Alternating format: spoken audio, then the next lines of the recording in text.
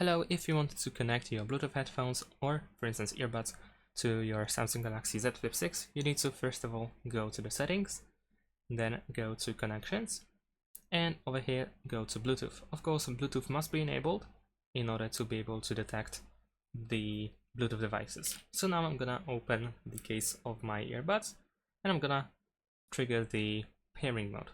Of course, this varies depending on the type of Bluetooth device that you use.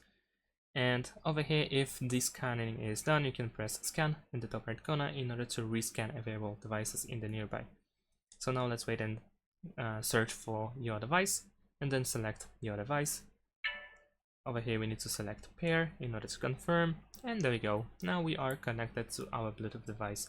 If you want to, you can also press on this gear icon on the right side in order to find some additional settings. And that's it. Thanks for watching, leave a like and subscribe to my channel, and see you in my next videos. Bye!